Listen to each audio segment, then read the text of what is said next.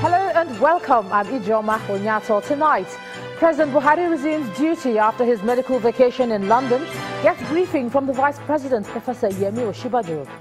President Buhari talks tough, says Nigeria's unity is not negotiable, vows swift and severe action against groups threatening the security of Nigeria. Jubilations continue as many Nigerians troop out to celebrate the return of President Buhari as they speak on their expectations from the #1 citizen. And main suspect in last Thursday's Barcelona bus attack killed by Spanish police.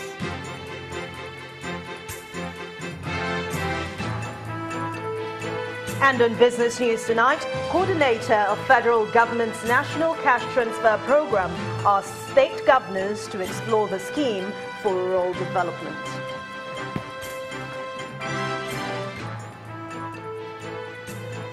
While on sports news, the Court of Arbitration for Sport, CAS, upholds a ban on Senegal's Papa Massato Jack and 2 others over alleged doping cover-up. And from Abuja, Vice President Osinbajo reaffirms federal government's commitment to ensuring Nigeria's economic recovery, says the Buhari administration spent 1.3 trillion naira on capital projects in 2016.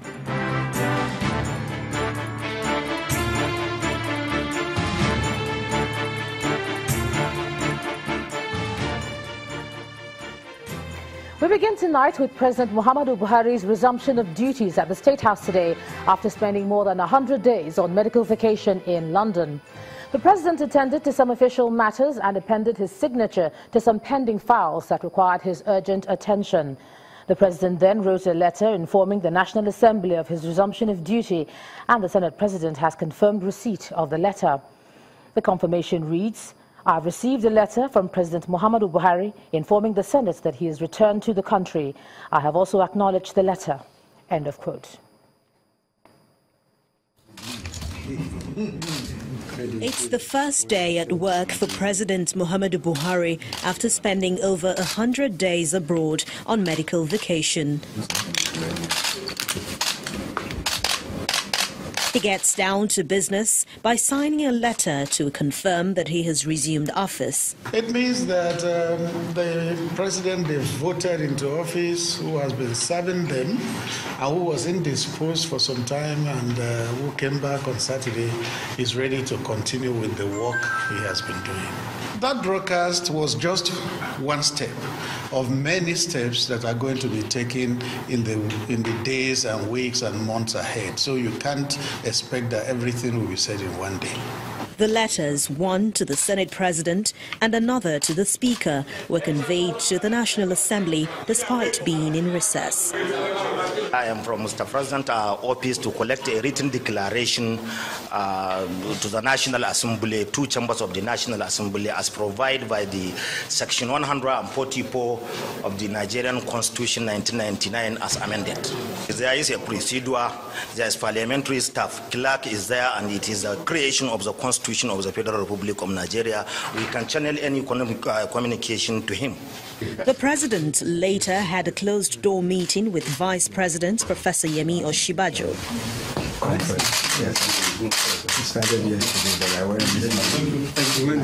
At the end of the meeting, Professor Osinbajo simply left the premises without speaking to the media on what he discussed with the President. If there was one thing millions of Nigerians were looking forward to this week, it's perhaps the early Monday morning broadcast of President Muhammadu Buhari. It was a short address which lasted about 5 minutes, but touched on some key areas at the center of his administration's agenda. It's the first time Nigerians will hear from the President on national issues since he left Nigeria on medical vacation in the United Kingdom. Our political correspondent Seun Okimbaloye reports.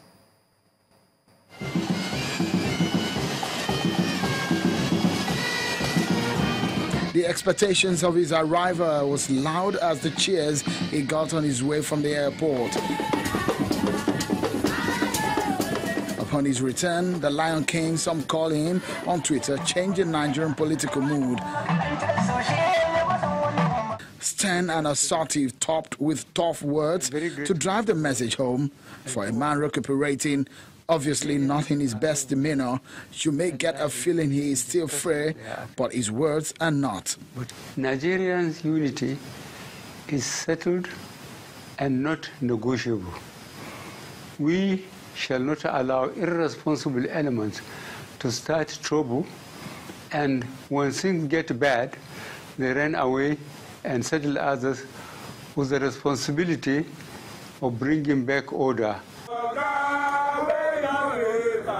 With pro- and anti-Buhari protesters on the streets of Abuja, also in the US and in the UK, the debate over president's health were rampant.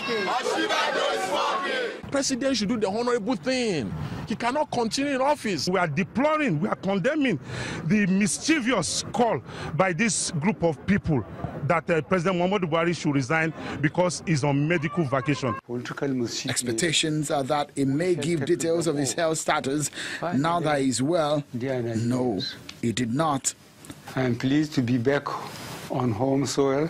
Analysts and politicians believe there is a need for the president to rejig his cabinet. Mr. Buhari does not look like that may be a priority for now.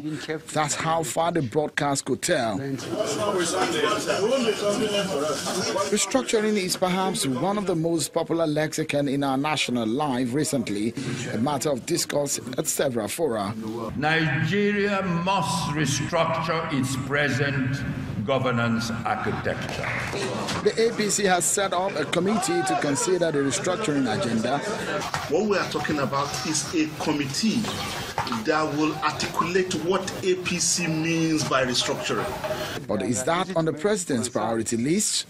Every group has a grievance, but the beauty and attraction of a federation is that it allows different groups to air their grievances and work out a mode of coexistence. The National Assembly and the National Council of States are the legitimate and appropriate bodies for national discourse. It is not certain that the legislature has that plans, but their game is to use the Constitution Amendment to fix the clamor.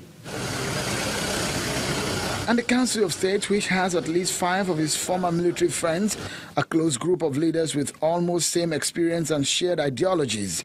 After agitations from the north and the south, followed by a series of meetings to douse the tension, fostered by Vice President Yemi Osinbajo, issues on restructuring may be taking a back seat in the new reality. The national consensus is that it is better to live together than to live apart. Going forward, President Muhammadu Buhari has realized there is a need to refocus in key areas of his administration's agenda. We are going to reinforce and reinvigorate the fight not only against the elements of Boko Haram, which are attempting a new series of attacks on soft targets, kidnappings, farmers versus herdsmen clashes. The president is back, and a slight shift in the paradigm may not be much of a surprise. Sean Kimbaloye reporting for Channels Television News. Now, while President Buhari was away on medical vacation, issues relating to the unity of the country as well as restructuring were at the center of public discourse. In his first address to the nation today, President Buhari said the responsibility of handling such discourse lies with the National Assembly and the National Council of State. Our correspondent Linda Akiwe spoke with some federal lawmakers to get their views on the aspect of the president's address. I'm very grateful to God and to all Nigerians for their prayers. I am pleased to be back on home soil among my brothers. It is an address which will be analyzed and dissected for the next few days.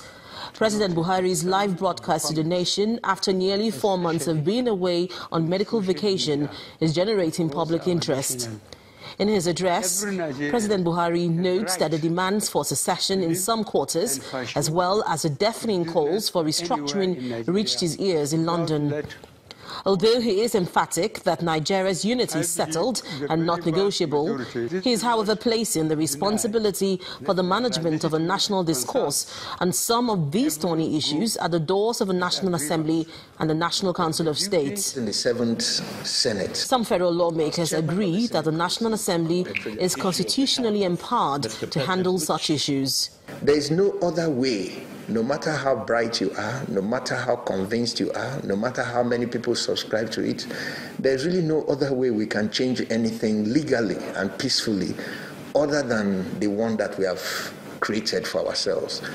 And that institution is the National Assembly. I believe the National Assembly has to step up to its responsibilities, which indeed we are doing, to look at some of the concerns that have been, or the agitations. Representative Rita Oji is a federal lawmaker representing Ajeromi Ifelodun Federal Constituency in Lagos State.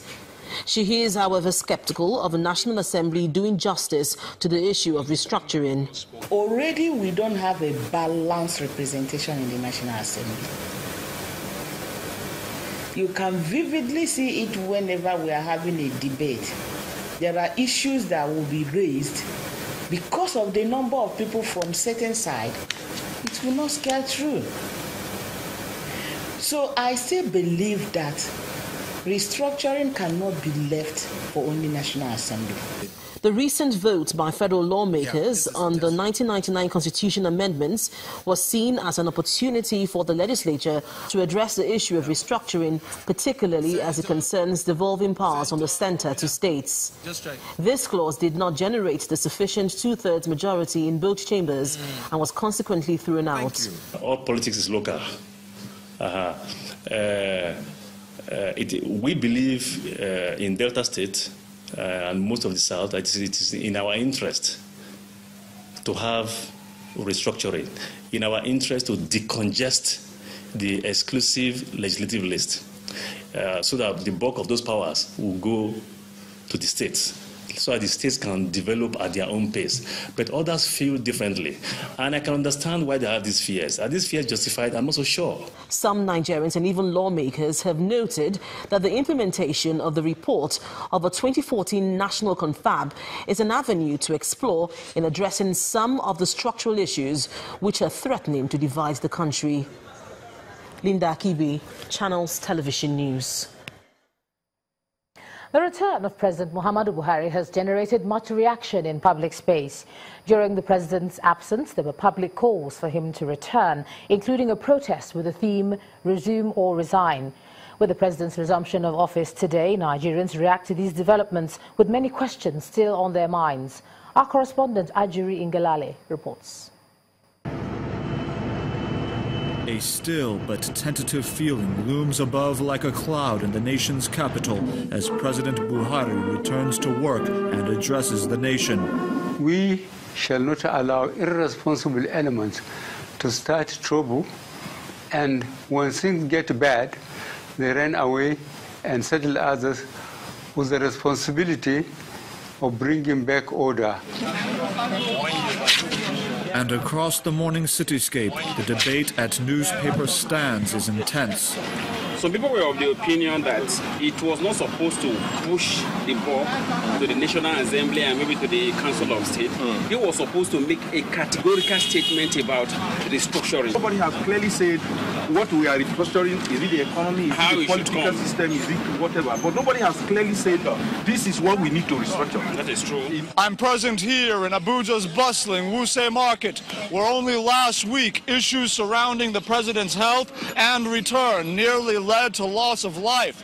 Following the president's return, we hear the views of the people. You know, there are political affiliations, you know. The protest that happened here, it was, Charlie Boy has his right to protest, and the guys that support Buhari also had the right to be against. I, as an individual, don't really know if he's returning back to the country is as a result of very full recovery and that ability to come and deliver on his duty as the president of the nation, or it's because he just wants to come and douse the tension. While accusations of hate-mongering and political bias linger around protest movements, nobody can buy a Charlie boy. Now you take that from me. The leader of the Resume or Resign protest offers his take. For the past 40 years of my life, I've been trying to motivate, inspire, and ginger the Nigerian youths. I get flaks from my kingsmen because I'm not advocating or in the forefront of the Biafra actualization. I get slack from my brothers in the North because they think that what we're doing is a personal thing. Ultimately, while the tensions in this diverse nation are now calmed with the presence of its elected leader, concern over what comes next will remain until presidential action silences unanswered questions. Juri Ngilali, Channels Television News. In part 2, after the break, more perspectives on the president's broadcast. I'll be joined by a former federal lawmaker and legal practitioner, Mr. West Dahosa. That's in a moment. Stay with us.